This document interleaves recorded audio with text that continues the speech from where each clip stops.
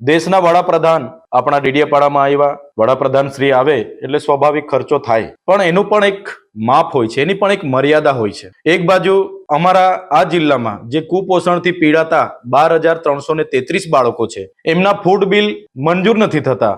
અમે પૂછ્યું ત્યારે જણાવવામાં આવ્યું કે સાહેબ ગ્રાન્ટ નથી. આશ્રમ શાળામાં અભ્યાસ કરતા વિદ્યાર્થીઓના 4 મહિનાના ફૂડ બિલ બાકી છે. અમે પૂછ્યું, અમને કીધું કે સાહેબ ગ્રાન્ટ નથી. સિકલ સેલથી પીડાતા દર્દીઓ માટે જિલ્લામાં છેલ્લા માર્ચ મહિનાથી ગ્રાન્ટ નથી. અમે પૂછ્યું કે માર્ચ મહિનાથી તમે કેમ સહાય આપી નથી? એમણે કીધું સાહેબ ગ્રાન્ટ નથી.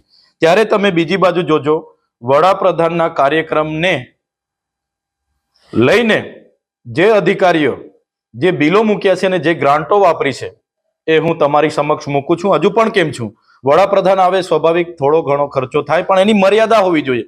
તમે 100 ગણા ખર્ચા કરી નાખો, એ પણ પ્રજાના ટેક્સના પૈસા વાપરી નાખો, પ્રજાના ટેક્સના પૈસાની તમે તાઇફાઓ કરો, દિવાળી કરો, એ તો ક્યાં સુધી ચાલવાનું? જે પણ એજન્સીઓને બિલો ચૂકવવામાં આવ્યા છે, આ તમામ એજન્સીઓ ભાજપના લાગતા વળગતાઓની એજન્સીઓ છે.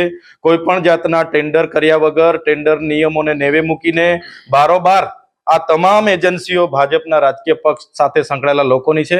એમને કરોડો રૂપિયાની લાહણી આ અધિકારીઓ દ્વારા કરવામાં આવી છે. સરકાર આમાં ગંભીરતાથી જે પણ અધિકારીઓ અને કોન્ટ્રાક્ટરો આ પ્રકારના બિલો મૂક્યા છે એમના પર તપાસ કરે, સીઆઈડી તપાસ કરે અને અઠવાડિયાની અંદર એફઆઈઆર કરીને કાયદેસરની કાર્યવાહી કરે એવી અમારી માંગણી છે.